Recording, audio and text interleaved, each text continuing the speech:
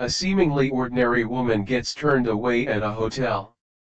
The following night, she arrives in a limousine, but the real story isn't about revenge, it's about exposing a truth that will change everything.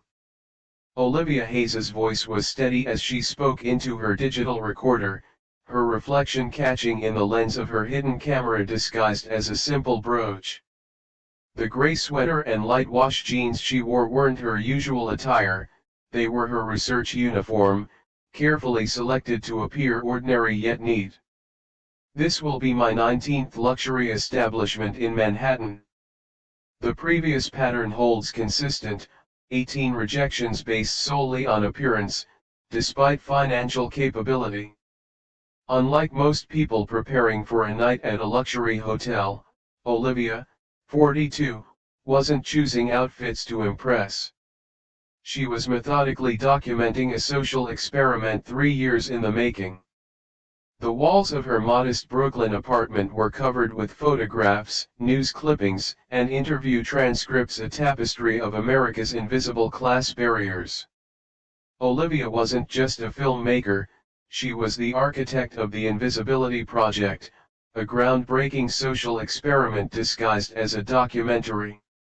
Tonight's target, the Majestic Hotel, represented the pinnacle of institutionalized discrimination, hiding behind standards and policies.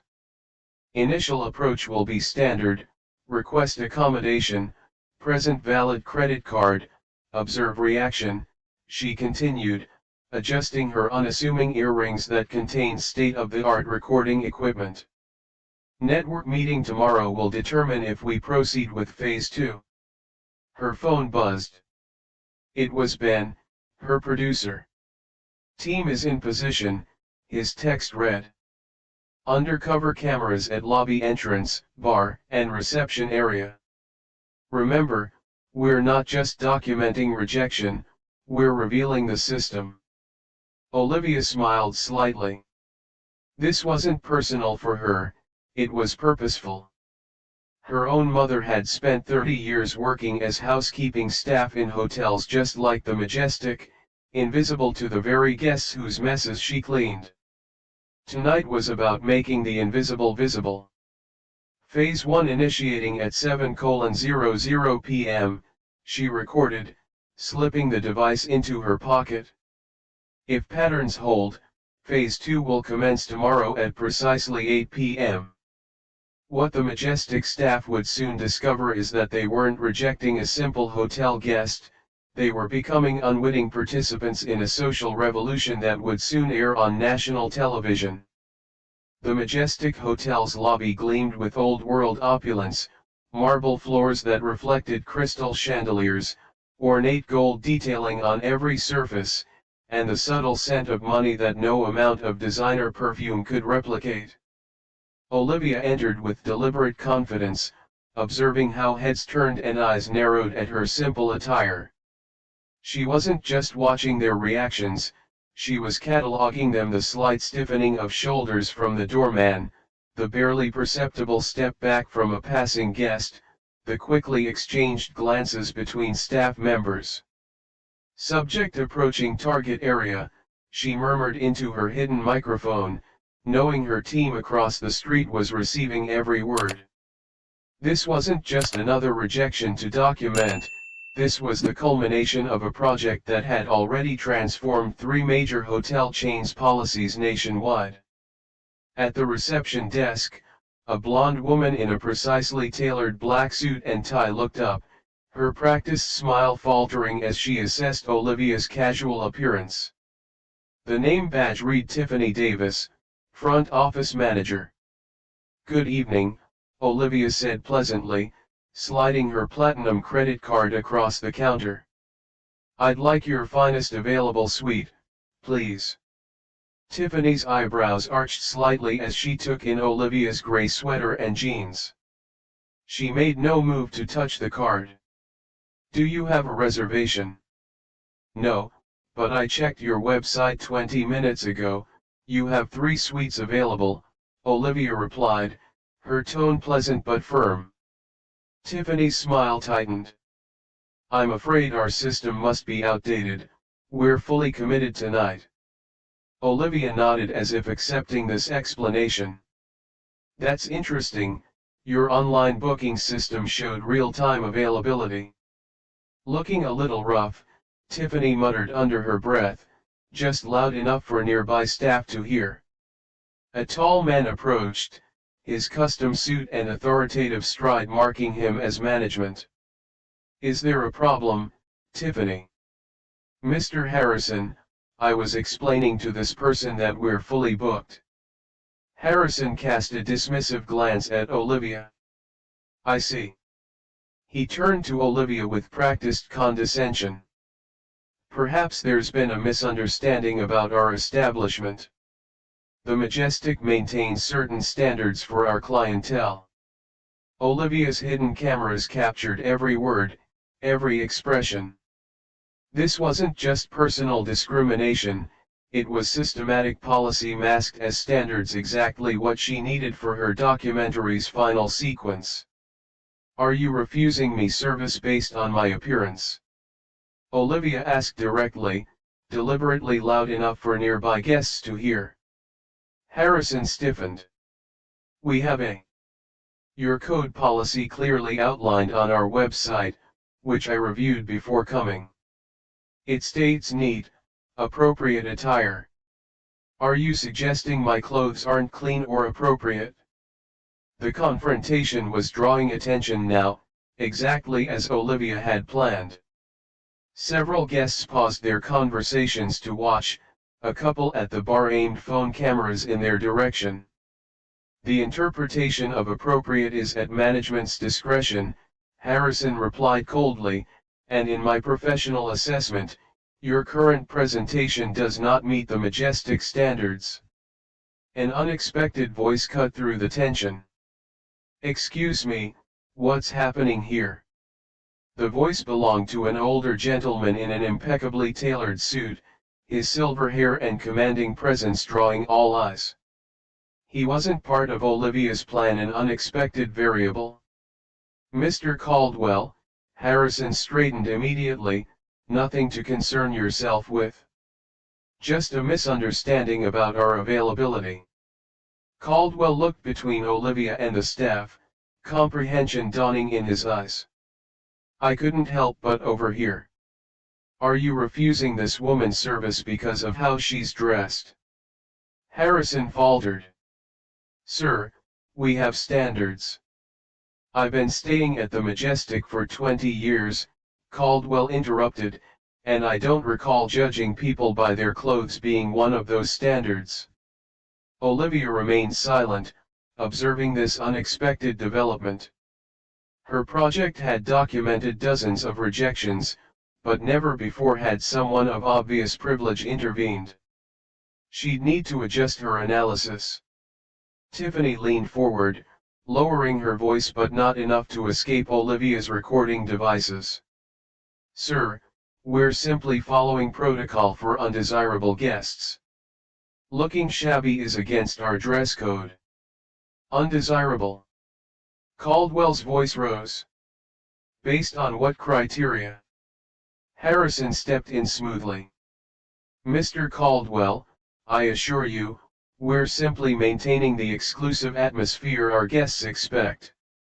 Olivia caught Tiffany shooting a meaningful glance at security. The situation was escalating, exactly as predicted in her research models. I understand, Olivia finally said, her dignity intact. Thank you for making your policy so transparent. As she turned to leave, she pressed a small button on her bracelet, the signal to her team that Phase 1 was complete and documented. What the Majestic staff didn't realize was that their behavior hadn't just cost them a potential guest, it had provided the perfect evidence for her exposé. Outside, she walked calmly to the designated meeting point where Ben waited in an unmarked van. We got everything, he confirmed, reviewing the footage on multiple screens. Their faces when they said looking a little rough, priceless. Olivia nodded, her expression not angry but resolved. Prepare the team for phase 2 tomorrow night. And call the network, tell them we've got our finale. She wasn't seeking revenge, she was orchestrating revelation. And tomorrow night, when she arrived in that limousine, the majestic hotel would become ground zero for a social awakening that would reach far beyond its marble walls. If this story has captured your attention, hit that subscribe button now to join our community of viewers who believe in the power of truth and justice. Now, let's get back to Olivia's plan. The network executives' conference room buzzed with energy as Olivia's team presented their findings on the massive screen. Footage from the Majestic played in high definition, every dismissive glance, every whispered insult, every moment of unmasked discrimination captured with crystal clarity. 18 luxury establishments, all showing identical patterns, Olivia explained, standing confident in a professional charcoal suit that transformed her appearance from the previous night. The Majestic represents the pinnacle of what we've documented, institutionalized bias disguised as standards and policies. The network president, Ms. Evans, leaned forward.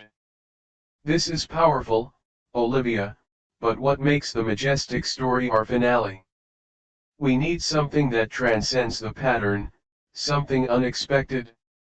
Olivia smiled, a quiet confidence in her eyes. That's why phase 2 happens tonight. She tapped her tablet, bringing up architectural plans of the Majestic's grand ballroom. Tonight, the Majestic hosts the annual Hospitality Excellence Awards. Every major hotel chain CEO, every influential industry leader will be there. Ms. Evans's eyes widened with understanding.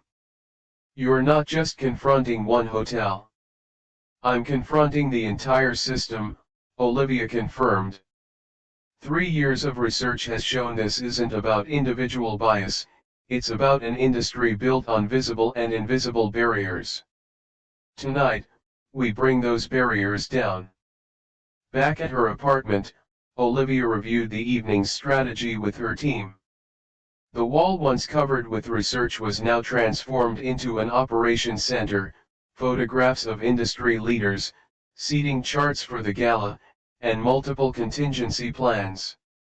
Ben, your team will be positioned here, here, and here, she indicated on the hotel blueprint. Maya, you'll coordinate from the van. And she turned to her newest team member. You'll handle the live stream, Richard. Richard, a young tech specialist, looked up from his equipment. Everything's set. The moment you give the signal, we go live to 2 million followers across platforms. Olivia nodded, then moved to her closet. She pulled out the same gray sweater and jeans from the previous night, laying them carefully on her bed. You're wearing that again? Maya asked, surprised. Authenticity is everything, Olivia replied. This isn't about transformation or revenge, it's about showing that the same person in different contexts is treated differently. The clothes stay the same. As evening approached, Olivia stood before her mirror, adjusting the hidden camera brooch. This time, however, there was a difference: a small, almost imperceptible lapel pin bearing the logo of her documentary series, a crystal ceiling with hairline fractures spreading across it. Her phone buzzed with a message from an unknown number. What you're doing matters. I'll be there tonight. Caldwell. The unexpected ally from the previous night. Olivia hadn't anticipated this development, but adaptability was key to any successful investigation. As twilight descended over Manhattan, a gleaming black limousine glided through the city streets toward the Majestic. Inside, Olivia sat calmly, still dressed in her simple gray sweater and light wash jeans. 3 minutes to arrival, the driver announced. Olivia pressed her earpiece. All teams, final positions. Remember, We're not creating a spectacle, we're revealing a truth. Ben's voice came through clearly. Cameras in position. Maya's team is monitoring all hotel security channels, he added. Richard, Olivia asked, live stream ready. 2 million people on standby, notifications on. One word from you, and the world watches. Olivia closed her eyes briefly, centering herself. This moment represented the culmination of work that had begun when she was just a girl, watching her mother return home exhausted from cleaning hotel rooms, invisible to the very world she maintained. This isn't about me, she reminded her team. This is about every person who's been judged by appearance rather than character, every door closed because of perception, every barrier maintained by those who benefit from it. The limousine slowed as it approached the Majestic's glittering entrance, where a red carpet had been rolled out for the evening's gala. Photographers lined the approach, capturing images of industry elites in evening wear. Ready? Ben asked through the earpiece. Olivia's eyes opened, determination clear in their depths. Always. As the limousine door opened, Olivia stepped out, the same gray sweater, the same jeans, the same woman who had been deemed unworthy just 24 hours earlier. But this time, she wasn't alone. This time, she had purpose beyond rejection. This time, she had the truth. The Majestic's entrance fell momentarily silent as Olivia emerged from the limousine. Photographers lowered their cameras in confusion. This simply wasn't what a gala attendee looked like. Security guards exchanged uncertain glances, clearly trying to determine if this casually dressed woman had mistakenly arrived at the wrong event. Olivia walked forward with purposeful confidence, her simple attire a stark contrast to the flowing gowns and tuxedos surrounding her. Behind her, the limousine remained at the curb, its presence lending her an authority that confounded those ready to dismiss her. "Ma'am, the public entrance is around the side," a security guard stepped forward, his tone polite but firm. Olivia smiled. "I'm here for the Hospitality Excellence Awards." She presented an invitation, genuine, personally addressed to her as director of the Invisibility Project. The guard examined it, confusion evident. "There must be some mistake." "There is no mistake," came a voice from behind them. Mr. Caldwell approached, resplendent in a tuxedo. "Ms. Hayes is my guest tonight." Inside the lobby, Tiffany Davis was directing staff for the gala when she spotted Olivia entering alongside Caldwell. Her expression transformed from professional poise to barely concealed horror. "Mr. Harrison," she hissed urgently to her superior, "she's back. The woman from yesterday." Harrison turned, his face paling slightly as he recognized Olivia in her distinctive casual attire. "How did she get past security?" "She's with Caldwell," Tiffany whispered, panic rising. "What do we do?" Harrison straightened his tie, composing himself. "We remain professional.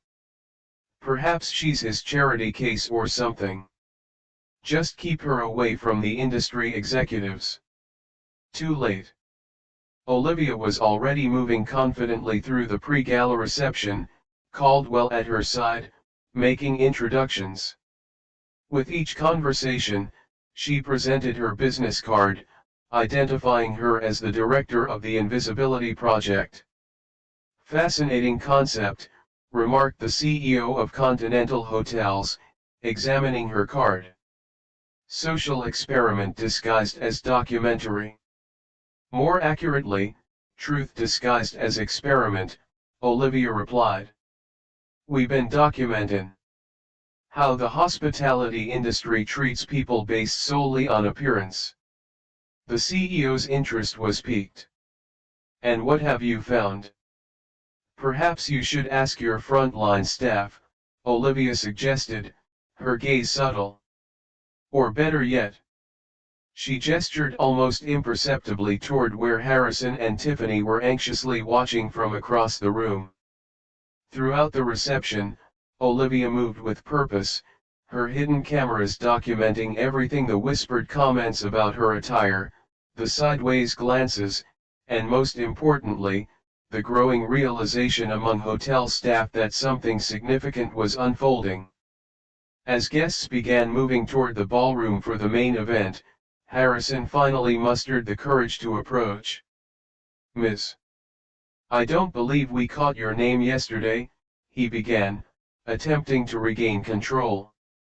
"Olivia Hayes," she replied calmly, "director of the Invisibility Project." "I see." His forced smile couldn't hide his discomfort. "There seems to have been a misunderstanding yesterday. Had we known who you were—" "That's precisely the point, Mr. Harrison," Olivia interrupted gently. "Your treatment shouldn't depend on who I am. It should be consistent, regardless of perceived status or appearance." Harrison faltered, suddenly aware of Caldwell and several industry executives listening nearby. Olivia continued, her voice carrying just enough to be heard by those around them. "Yesterday, you called me undesirable and shabby because of these clothes. Today, these same clothes are walking into your most prestigious event. The difference isn't the clothes, it's the perception of power." A small crowd had gathered now, intrigued by the exchange. Tiffany hovered anxiously at the periphery, clearly wishing to disappear. "Miss Hayes," Harrison attempted damage control, "perhaps we could discuss this privately." "That's not necessary," interrupted a new voice. Ms. Evans, the network president, approached with purpose. "Ms. Hayes's observations will be discussed quite publicly, in fact." Harrison looked between them, comprehension dawning. "You're with the media." "I'm with the truth," Olivia corrected. She glanced at her watch. "And in approximately 3 minutes, 2 million people will be as well." Inside the grand ballroom, the gala was beginning.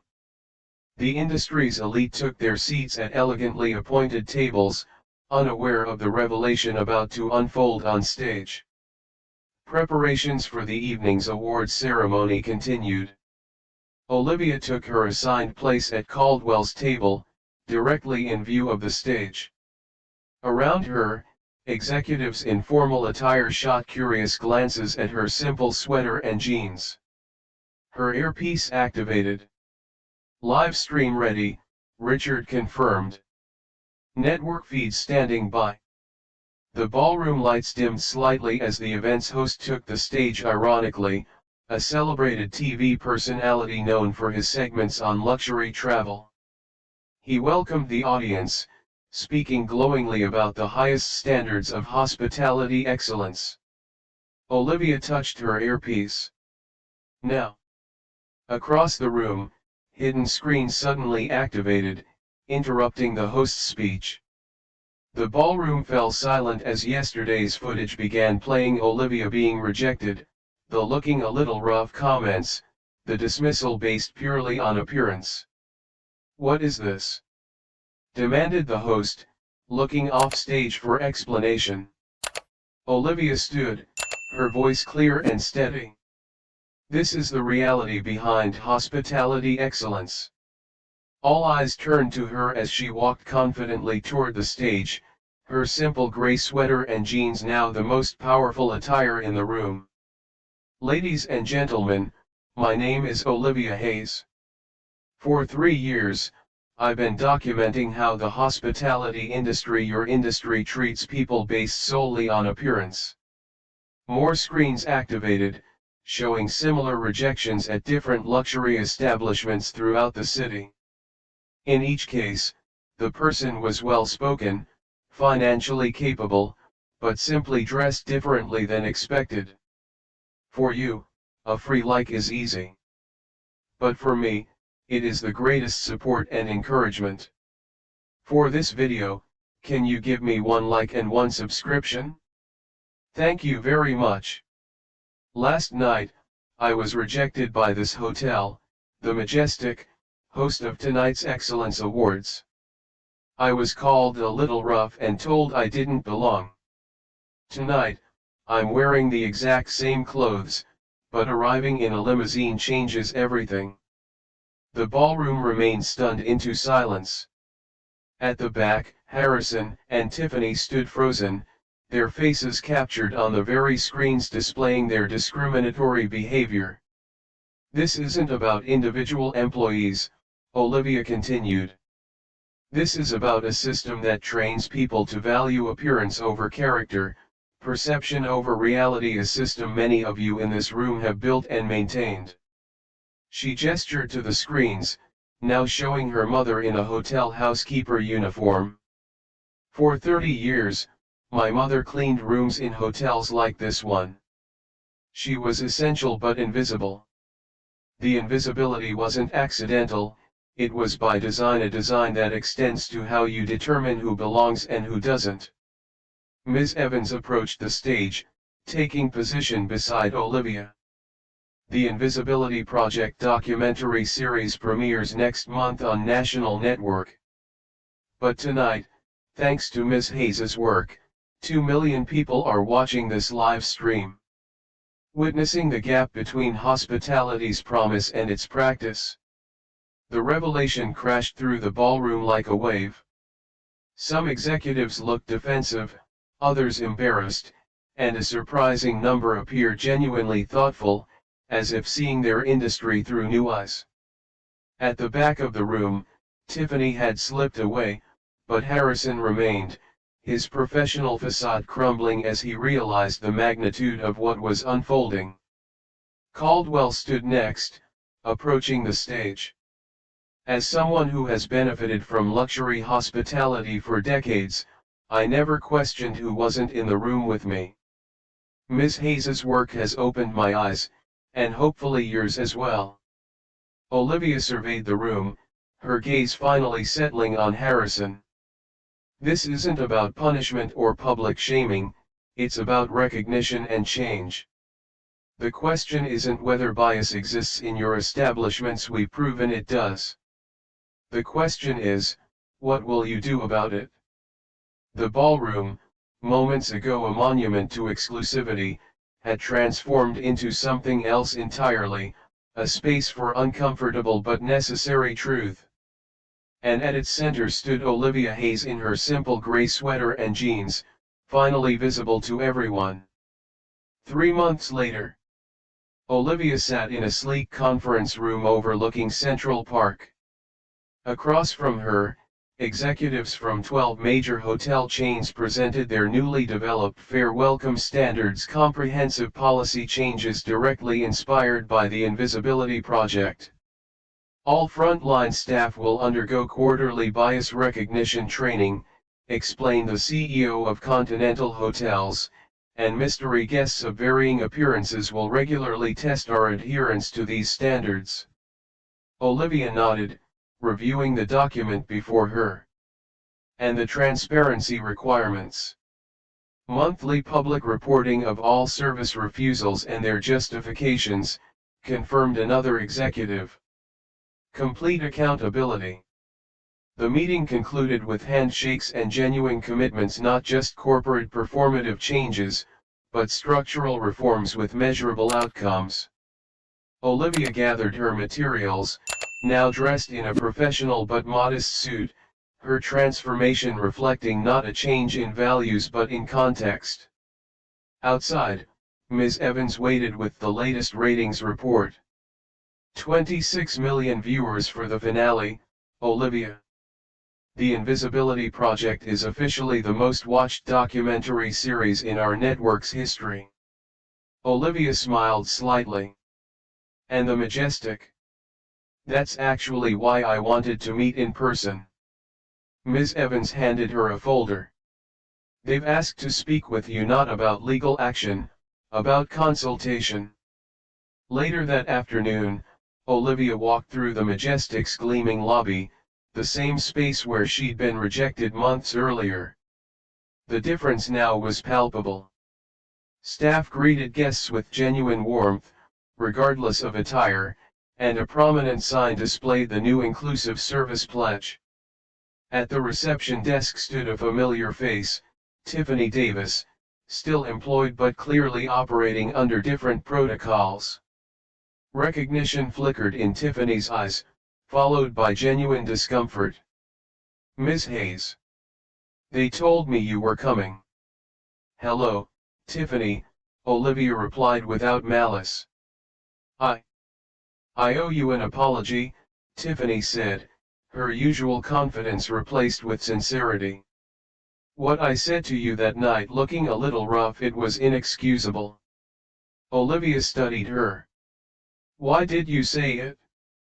Tiffany considered the question thoughtfully. "Because that's what was rewarded here, identifying who belonged and who didn't. I thought I was protecting something valuable, exclusivity. I didn't realize I was actually damaging something far more valuable, humanity." Their conversation was interrupted by the arrival of the hotel's new general manager, Mr. Caldwell himself, who had purchased controlling interest in the Majestic following the gala revelation. "Olivia." He greeted her warmly. "Come see what we've done with the place." As they toured the hotel, Caldwell explained the comprehensive changes implemented, from hiring practices to staff training to eliminating coded language about desirable guests. "And Harrison?" Olivia asked. "Resigned the night of the gala," Caldwell replied, "but several others stayed, committed to being part of the solution. Tiffany has actually become one of our strongest advocates for change." They paused at a wall now displaying photographs of hotel staff at all levels, from executives to housekeepers, maintenance workers to chefs, each with their name and years of service prominently featured. The formerly invisible now recognized. "Your mother worked in hospitality for 30 years, Caldwell noted. "What would she think of all this?" Olivia considered the question, emotion briefly crossing her features. "She'd say it was about time. But she'd also say that real change isn't about a single moment of revelation, it's about what happens after, when the cameras are gone and only commitment remains." That evening, as dusk settled over the city, Olivia stood on her apartment balcony, reflecting on the journey. On her table lay offers for new projects, speaking engagements, and the quiet satisfaction of knowing that one simple woman in a gray sweater and jeans had helped to make the invisible visible, one hotel, one industry, one changed heart at a time. Engagements and book deal opportunities, all born from confronting injustice with purpose rather than anger. Her phone buzzed with a message from Ben. "Have you seen this?" Attached was a social media post showing a young woman in casual clothes being welcomed with respect at the Majestic. The caption read, "3 months ago, this place might have judged me for looking a little rough. Today, they welcomed me like I belonged. Change is possible." Olivia smiled. This was never about revenge or personal vindication, it was about creating space for others to be seen, regardless of appearance or status. In the distance, the Majestic's lights glowed against the darkening sky, no longer a symbol of exclusion, but a beacon of possibility. Olivia had arrived in a limousine not to prove her worth to those who had rejected her, but to illuminate a truth that would change an industry. And that was the most powerful transformation of all. Has someone ever judged you based solely on your appearance? Or have you caught yourself making snap judgments about others? Share your experience in the comments below. If this story resonated with you, don't forget to subscribe to our channel for more powerful narratives that reveal the complexity of human dignity and the possibility of meaningful change. Hit the notification bell so you never miss our weekly stories, and join our community of viewers who believe in the power of truth to create a more just world. Until next time, remember that true value isn't determined by appearances, but by character and purpose. And sometimes, the most powerful statement isn't arriving in a limousine, it's staying true to who you are, regardless of who's watching.